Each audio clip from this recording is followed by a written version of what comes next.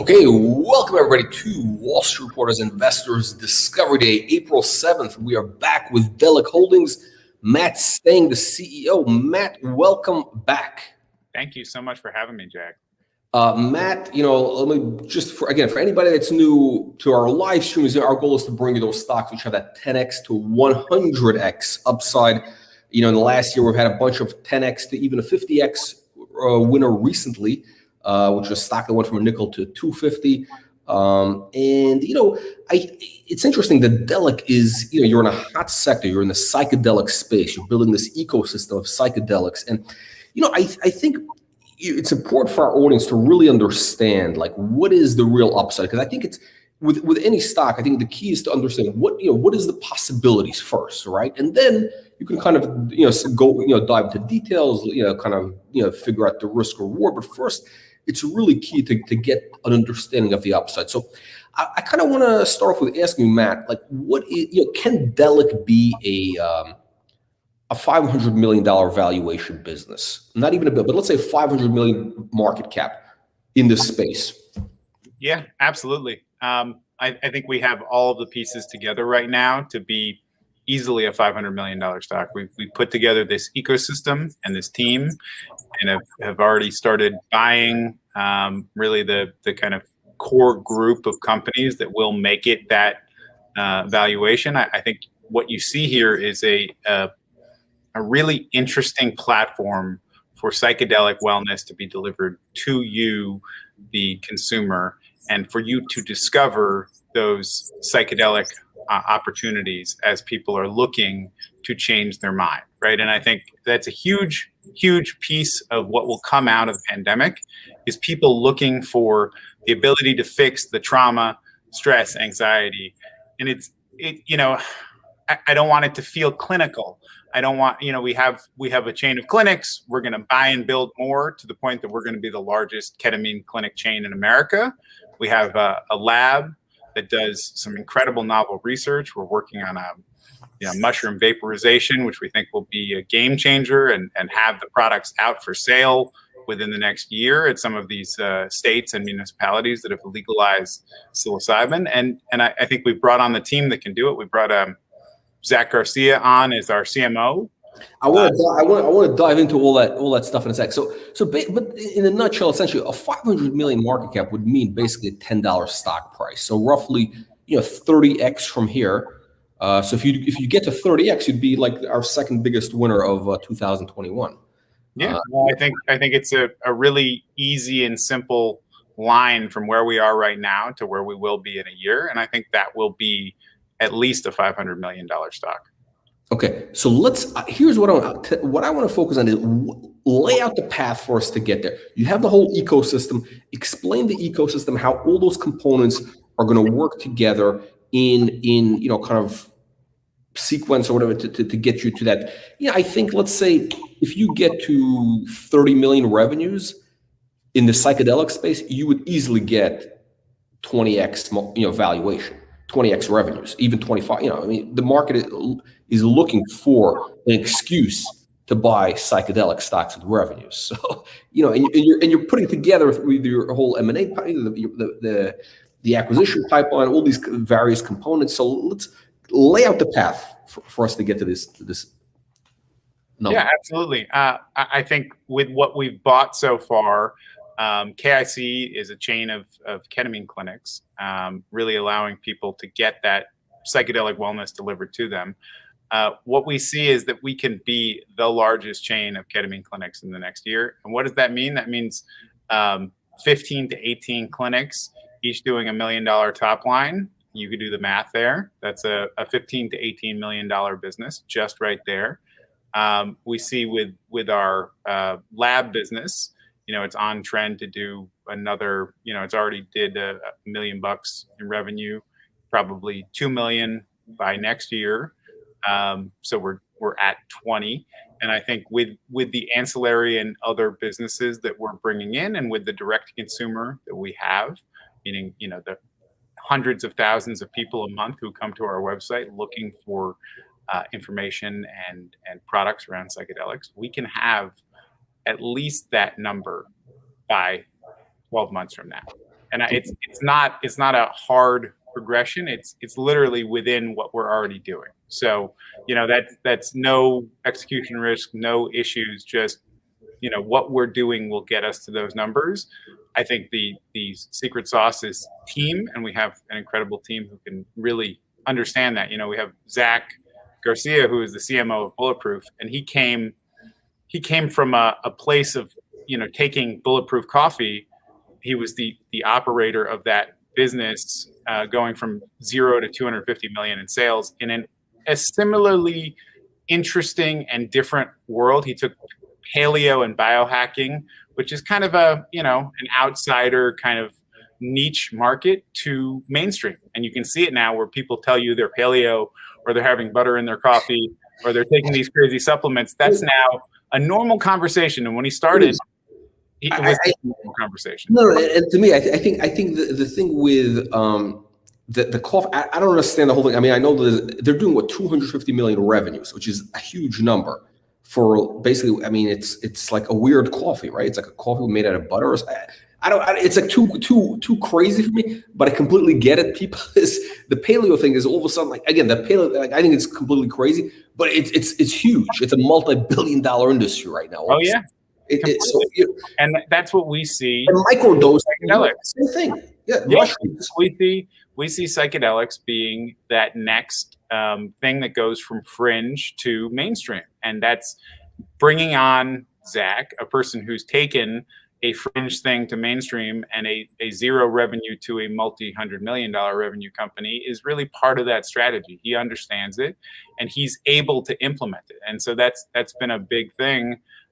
You know, having him inside has really been super helpful, because he's really started to help push that message throughout our platforms. So, you know, and it's understanding when you have a large affinity group that you can bring them to products that you can harvest the data from what they're looking at, and then bring them products and services that they want. And that's where we got to, you know, why we bought the lab, why we bought the clinics, because we know this is what people want, and we can then direct them to the things we own in a way that is very profitable for our investors. Okay. But, you know, I can completely see that whole, like, I can connect the dots between the Bulletproof coffee and the mushrooms. I mean, it's completely, and what you said, it's like this is something went from fringe. You know, the paleo thing was, like, I think more fringe than psychedelics. I mean, that was like more out there, I think.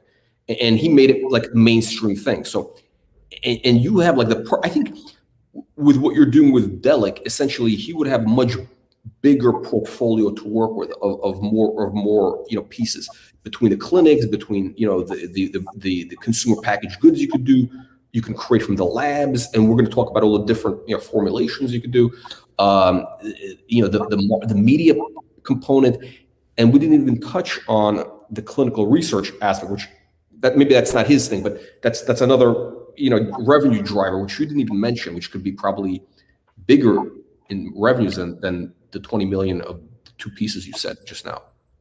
Yeah, well, I think there's just this huge opportunity as we build out this ecosystem, and as we start really getting to large revenue numbers. I think you're right. There's so much that we can do utilizing this platform, and Zach is a big part of kind of taking in the data, right? He's a very data-driven person, which is part of what makes this so powerful, is we have this wash of data from people knowing that, okay, what are the top search terms for us? Oh, okay, people are really interested in vaporization of psychedelics. Okay, well, guess what? We have the top vaporization specialist in the world, Marcus Rogan, the doctor who runs CBDV, the lab that we're purchasing. And we just got approval from Health Canada to do work on vaporizing psilocybin. So one of the top search terms in psychedelics is a product that we're working on developing with a team that has a vaporizer technology for dosable vaporization. So what does that give you? It gives you a product that we can have at market in a place like Oregon next year that is one of the most desirable things, because it would have, we believe, shorter onset, so a quicker reaction time and shorter offset, meaning you're not stuck in a trip for 6 hours. You're only in it for an hour or so, and a product that then feeds back into our ecosystem because people try it. They give us their reviews on our website, and we now have what amounts to a multi-$100 million clinical trial, but people pay us instead of us paying for it. So now we have all of this data, a product that we've developed with IP we've created that then becomes a natural buy for a biotech or large pharma company because they now we've de-risked their ability to take it to pharma status because we've said, okay, 63% of people have great efficacy from this. It's really incredible, right? And I think this clinical research thing is kind of like, people aren't even they don't even understand. I think the market completely doesn't even understand. It's sort of like you have this Trojan, I'm going to call it a Trojan horse in the stuff. It's like this thing is the way you have the whole ecosystem. Like this thing could be a massive because you can get revenues, you can get licensing revenues from these guys when you give them this data. There's a lot of money in that business. I mean, it's a massive opportunity. I want to. First, before we get into the clinic, I want to touch on a couple things. Yep. This thing is interesting. Okay, so you're buying this lab. This is a deal that's going to close shortly. So they're already doing $1 million revenues. They do what is, I guess, cutting edge, cannabis product development, research, testing, all that stuff right now. Okay. And you're going to create what, like CP, branded, different deliverables of psychedelics. Yeah, the idea is they have the psilocybin license from Health Canada. And so we're working with them, with the team there, to develop novel IP, novel intellectual property that will be able to be sold as a consumer packaged good in the municipalities, states, and countries that allow psilocybin. And as we've seen, it's coming quicker than everyone thought. There's more. Matt, would you believe that? What is it? New York just legalized marijuana, right? I mean, New York just legalized marijuana. New Jersey just legalized psilocybin. Yeah, they decriminalized up to 3 ounces. I never would have thought. Right. Both of us living in New York. New Jersey state troopers were the worst, most scary cops in the whole tri-state region. Now Jersey is like the most friendly to all substances. It's a very quick progression. I knew things were coming when we founded this 2.5 years ago, but it will be quicker than even we thought because of all of this. It's the science plus the path that's been blazed by cannabis and by legalization. I think you'll see, that there's very little harm potential in psychedelics, and there's a great deal of health potential and wellness potential. And those two things together are forcing people to relook at this war on drugs. And that's really what it is. Yeah. So the market, I think by next year, is going to be way beyond Oregon. I mean, there's going to be also some markets opening up for psychedelics. But so essentially, you're going to be creating a vaporized explain this, vaporized deliverable of psilocybin. So yes, the concept is that psilocybin can be separated out and then smokable, basically. A consumable, a vaporizable version, a dosable and vaporizable version of psilocybin or psilocin, which are the two active ingredients in psychedelic mushrooms. And so, the beautiful thing about the lab we bought is they have probably the top technological know-how in vaporization in the world. That's Marcus Rogan he developed a lot of the technology around vaporization for cannabis and has a suite of, multi-million-dollar machines around vaporization. So and he has the license from Health Canada to do the work. So it's been probably one of the easiest pieces for us to go out and work on. Now, I'm not saying that the product is ready for market today because there's still, part of this is doing real science and doing the work, but it is something that we see as being incredibly valuable. And obviously, as we develop it, we'll have intellectual property around it, and people will be able to, try it when these markets come online. So there will be a really interesting, novel modality for getting this, let's say, psychedelic experience in a way that is a little less. It's shorter, right? Shorter duration. Instant gratification. It's basically what millennials want. They want instant gratification. They want, so it's a 1 hour trip, or actually not even anybody. People might want to try it. They want to, but they don't want to, again, they don't want to go on a 6 hour. They don't know what's going to happen. A Exactly. 1 hour thing, half an hour. The key word I think you said is dosable, right? So you actually know what you're getting. It's all well formulated. It gives people this sense that they're not out of control, which I think is very important for psychedelics to go mainstream, is the ability to have control over your dose and to have that experience without being out of control. Yeah. I think probably for psychedelics, that's probably the biggest thing, because people, they're a little bit paranoid about, hey, am I going to go nuts, whatever, Exactly. So the ability to have this dosable format, I think, is a big thing. Especially, last time we were on, you said something really interesting. You said that the micro dosing thing is becoming very mainstream in Silicon Valley. With a lot of tech companies, like all these tech people, soccer moms in I don't know, in Silicon Valley, in I don't know, Atherton or whatever, Mill Valley. They drop the kids off. I don't know, what soccer. They take some. And they microdose. Exactly.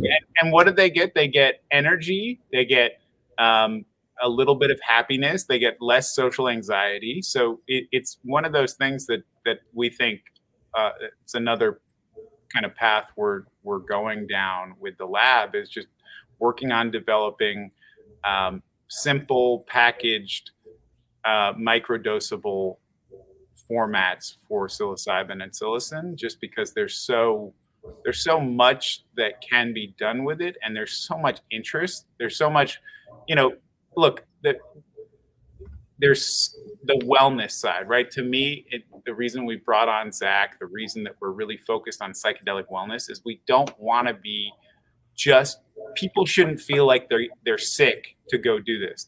They should feel like this is an opportunity to live better, to be well. Well doesn't mean you're sick and you need to get better. It means you're where you are, but there's a way to be a better version of yourself.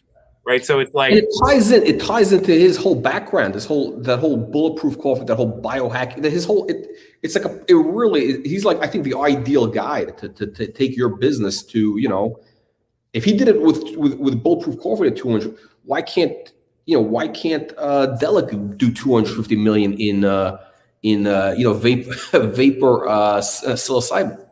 Yeah, no, I think it's like, for us, how much does Juul, the cigarette, this inhale, how they do what, a couple of $1 billion, no? Yeah, they sold Altria for $33 billion.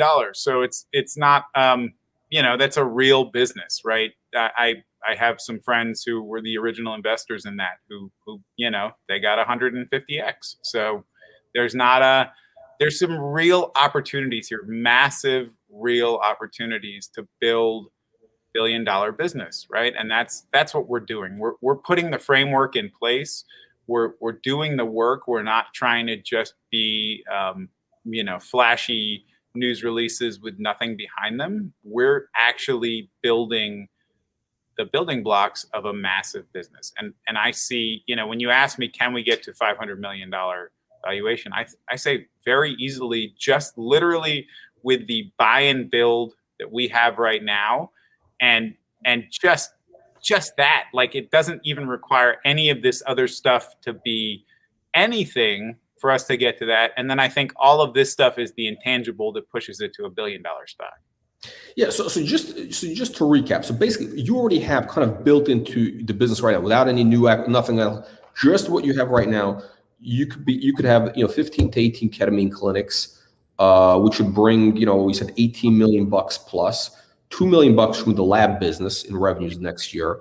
And the ketamine, you already have a couple of these up and running. You're just going to now just take that model. Yeah, we're going to take the model, and we're going to both build. So we have, we'll be making some announcements soon. I can't say exactly where, but we have some great locations. And we have some buy. So, we're going to be doing some more of that as well, some strategic acquisitions to really round out this portfolio and make us the largest provider of psychedelic wellness in the country. And what I think is so interesting about that is, ketamine is great. It's beautiful. I think it's a wonderful substance that allows people to heal. But the kind of framework is we now have these clinics all over the country. They can dispense the other novel psychedelics as they come on. So, I think part of this will be over the next year, really scaling out our footprint. And then, after that, as the novel psychedelics come online, we'll have a great footprint to bring on all of these other novel psychedelics for people to come in and get well. We're gonna jump into some. We got a bunch of audience questions. We're gonna answer, but actually, this kind of ties into what you're talking about right now, which is other forms of psychedelics. So Ben is saying, why would ketamine be better than taking DMT, psilocybin, or LSD 25? Is that a different LSD? So you're gonna have all those? Yeah, I think psilocybin, is probably a year away from being approved for FDA compliant clinical usage. I think LSD and DMT are probably 2 or 3 years behind that. Looking at the work being done, they're in phase 2 clinical. But MDMA, which was not asked about, will be in probably a year. There will be that available. So I think ketamine is not better. Addressing the question here, I think ketamine is amazing, and I think it really depends on what your needs are, right? So ketamine is incredibly powerful for anxiety disorders, treatment-resistant depression, PTSD, and I think kind of that obsessive compulsive stuff. There's clearly this opportunity as other novel compounds come online. So MDMA is really good for war PTSD, for veterans, for folks who have really had super traumatic incidences in their life. Psilocybin has been proved to be really great for cancer-related end-of-life anxiety, for depression as well, not major depression, just depression. So there's these substances are the most powerful thing anyone's found for helping your brain be better. So I think you're going to have a range of tools in the toolbox, and the more things that come online, the more things you can treat in this brick and mortar setup. And everything works different for different people, right? Everybody has a different brain chemistry, body chemistry. So so the more you have, the better. Okay, let me just see what question. Maybe I can just.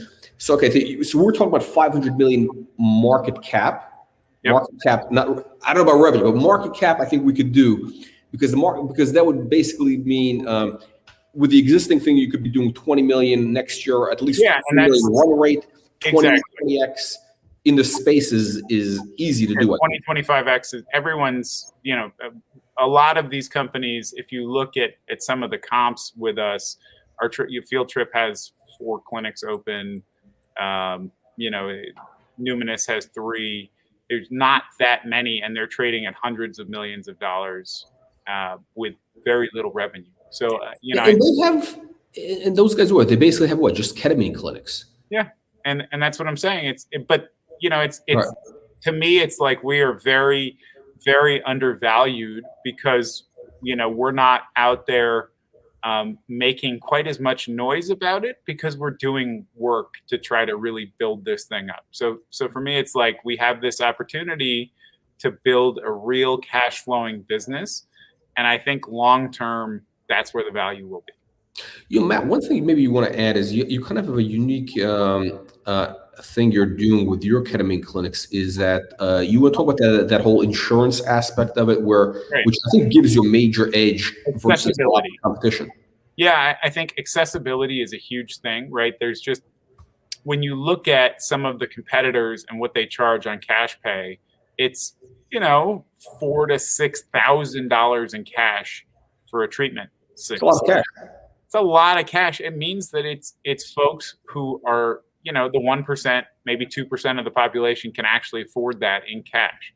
Now, what this pandemic did is it tripled or quadrupled the number of people in need of PTSD, anxiety, and depression treatment, right? So you have millions of people who need this, and most of those people could never afford that. So having that ability to come in and have insurance cover it is such a huge opportunity for people to get well, right? So I think it gives this our clinic business such a better opportunity to serve people, more access, and it just makes it a bigger business, right? Because you're talking about the high cash pay price will just drive down the number of people who can actually come and see it every month, right? So we have the opportunity to really fill these places up with folks who are covered by insurance. Okay. So, and again, so let me just recap. So with the existing business, assuming you don't even add anything else, you should be doing 20 million plus revenues minimum next year, which would at 20x, let's call it 25x revenues, 500 million market cap. You have, let's call it 50 million shares out. That's a $10 stock price. So, the upside, I think, is basically 30x from here. Yep. That's basically the upside. So I guess the question is, what are the odds? What's the probability of you getting of this happening? I mean, what we're talking about, I think we have a 99%. The 1% is things can go incredibly wrong with the world, and there could be a giant another pandemic that shuts everything down again next week, or what. That's going to create demand. It's going to create demand for the vaporized. Exactly. So even that, I don't think stops it. And the more trauma, the more PTSD, the better it will do in the long run. So I think the execution risk is very low because we have the ability within our buy and build pipeline right now to get to that number by the end of this year, not even by 12 months from now. So I see us being that kind of company very quickly, call it $20 million run rate business. And I just looking at other comparable companies, we're going to be hundreds of millions of dollars in value, if not higher. Just seeing how people are valuing current revenue. We're really in this to build a long-term sustainable business. And a long-term sustainable business is one that actually has more money at the end of each month than it started with, right? So it's not. We obviously will use capital to grow, but the intention is to build a long-term sustainable business that is profitable and growing, right? And that's what people want to invest in, I think. Okay. Let's talk about some of the different delivery formats. So Joseph is asking, vaporizing mushrooms. So is it peak buzz in less time or a peak state? What's the benefit? Yeah, the idea would be a quicker onset. So with current psilocybin, it takes 30 to 45 minutes for them to go on, meaning you take the mushroom or take the psilocybin, and it takes 30 to 45 minutes for that effect to come on. That's a long time. It is a long time, so you're waiting a long time. This would be a much quicker onset. And then the offset on mushrooms, as I said, is somewhere between 4 and 6 hours. This would be a much quicker offset. So rather than waiting 45 minutes and then being on for 4 to 6 hours, it would be a couple of minute onset, and then what we're looking at is probably an hour offset. So a much quicker peak experience and less time spent on the in-between, on waiting, and also less time in the experience. So rather than taking an entire day, if you wanted to come in for an experience, it would be something that could be in and out much quicker, but still help change your brain chemistry during that time. Yeah, I mean, everybody wants that instant gratification. I mean, this is a key thing. Nobody wants to wait 45 minutes, and it's ridiculous. Okay, so let's see here. So Eric says he likes the idea of the controlled trip. Okay, I think a lot. So let's talk about the that kind of blue sky potential as sort of of what you could do with the data, how you're going to get the data, which you're going to be able to market to the the drug companies who want to develop new products. Yeah, well, I think CBDV launched their AI platform last week, so they have an artificial intelligence learning platform for collecting information on cannabis and CBD right now. And so we're working with them to deploy a site-wide kind of informational and human-directed AI platform for psilocybin, meaning that our platform will have a repository of information that people can add to about what they want, so data collection, and also insight into what people are looking for. And that will allow us to both influence what products we develop, and then as we develop products, take in data on how they affect and work with people. So, we're collecting reams of data. We're ranked for people looking for these things, and as they try our products at market, they will feed back in more data to help develop what is best in class, what are best products, and what are best uses for those products. So then we have what amounts to an ecosystem to collect data on our psychedelic psilocybin-related products. And can you just recap, in terms of the opportunities to monetize this data? What this sells for, license fees, all that good stuff. Because the pharmaceutical industry is it's a $1 trillion industry. They have plenty of money to go around, and they're loved. They're interested in drugs. They're banks with lawyers now, right? The large pharma companies don't develop anything. They just have giant banks and lawyers to write their deals. So I had a conversation last week with a friend who's in the world of pharma development.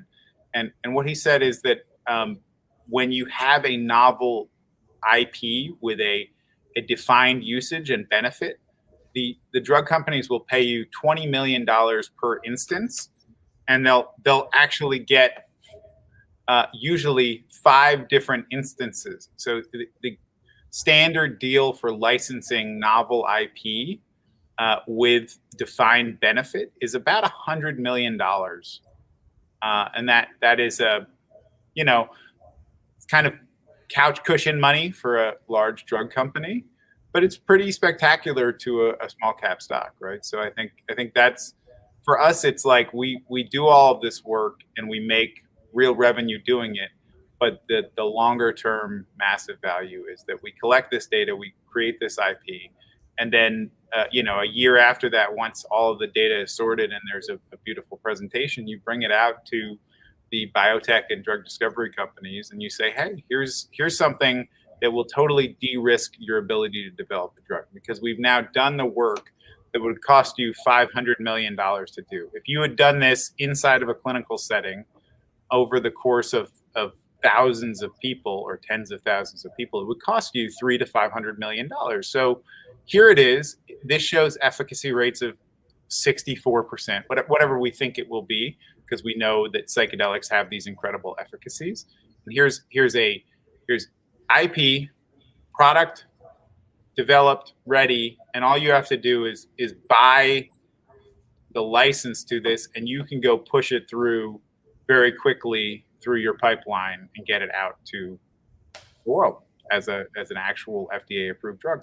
And you could also, get royalties on the new drugs being. There's also ways to get paid on this. Yeah, well, that's what I'm saying. You get the license fee up front, and then royalties as it sells as a product, which is really, really, really interesting. So let's say I don't know, Pfizer or I don't know, Eli Lilly. I think Lilly does a lot of depression drugs. I think Lilly they make stuff. Let's say they license something like this for your vaporized psilocybin, right? Mm-hmm. That could be a huge product for them, no? Yeah, I think there's a million of these guys out there. And there's a million ways that this could come out. It could be a vaporizable product. It could be a patch. It could be, there's a lot of different form factors that we're going to work on and roll out, because we have the capability the lab has the scientific basis for doing it and the license to do so. So, you know, we'll put out a couple of different form factors in novel modalities for people to use psilocybin, and then collect data on how they work through our site. And you know what we get from that is just this giant database and a bunch of products that have their viability shown through data and the IP registered by us. So it's just an opportunity for them to buy into putting out something that they know works. Really. Okay. So we talked about the vapors, vaporized psilocybin. What other forms of deliverables would be interesting that your lab is working on? Yeah, I think we really are interested in the patch. There's something very interesting there because you can have time released. You can have the ability to kind of co-release both psilocybin and some stuff to kind of take off. So it would be on take and offset relief through the patch, which I think is, time release microdose and time release macrodose are both very interesting. We've had some conversations on some call it water soluble nanoparticulate kind of delivery mechanisms. So creating stuff that doesn't have to go through the liver, but just goes directly through the blood-brain barrier. I think that's super interesting. So what does it mean? You drink it, and yeah, it would be kind of a liquid form that would have much quicker onset, and then also you could work on offset. So right now, when you take a mushroom or a psilocybin product, it goes down, it goes to your liver, and then it comes back into your body. That's why it takes so long to process. To a cannabis edible, that's why a cannabis edible takes so long to process. If you can, and we know we can kind of substitute through, so you're going directly through your bloodstream, the onset will be much quicker, and then you can work on offset. So it's just, we think there's a lot of methodologies to make the experience quicker and more, let's say, just less scary, right? I think there's a ton of people who have seen the research who are really interested in trying psilocybin, in getting that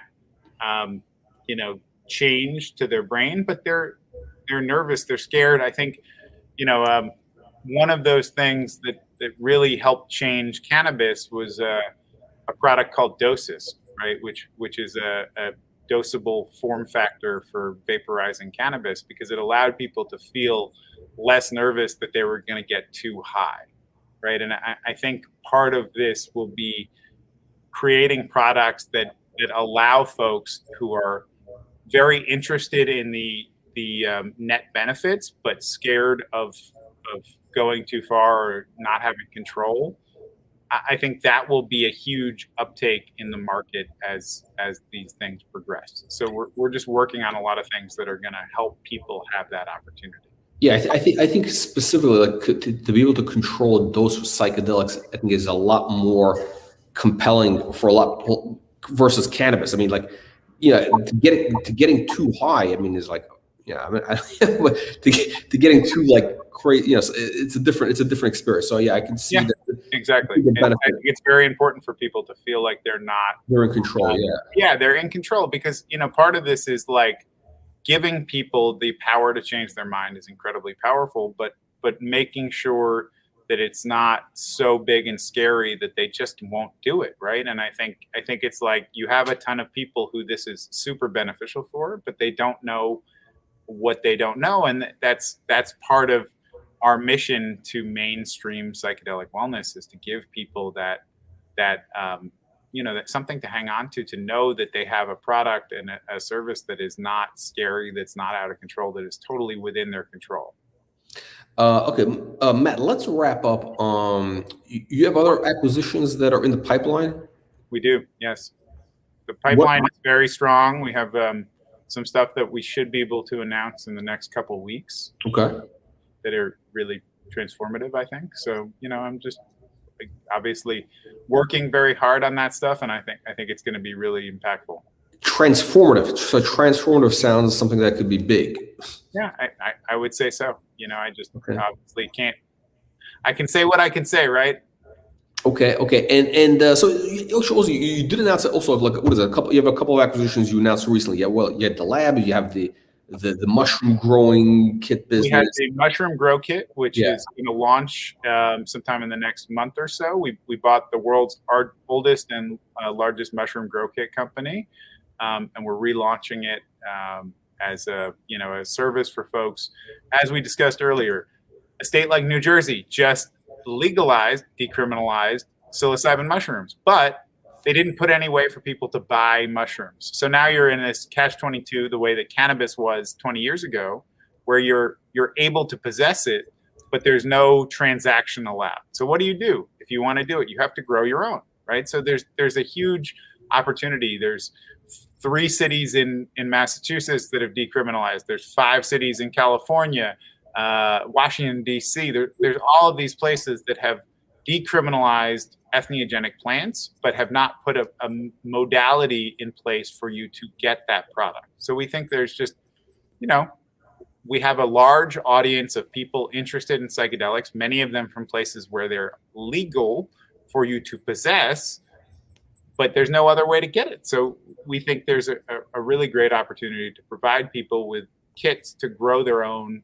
And that could be, edible mushrooms, but it could also be, if they choose to, in their local jurisdictions, psychedelic mushrooms. Okay, so let's wrap up on this. You have more acquisitions in the pipeline, which you say are going to be transformative, which sounds substantial. And this is coming in the next couple of weeks. What other news flow can we expect? Again, let's call it the next 3 weeks or so, towards into May. Yeah, I think we have a bunch of great stuff that's going to come out around the current acquisitions. So some stuff from the 2 companies that we've acquired. We have some great stuff around our event. So you're going to see something at least once a week, probably twice a week on some of these weeks. But obviously can't announce it here because that wouldn't be a news release, right? But yes, we have a bunch of stuff that we're going to put out that I think will be helpful for people to understand the progression and growth of our business. And once again, I don't want to say anything that gets me in trouble.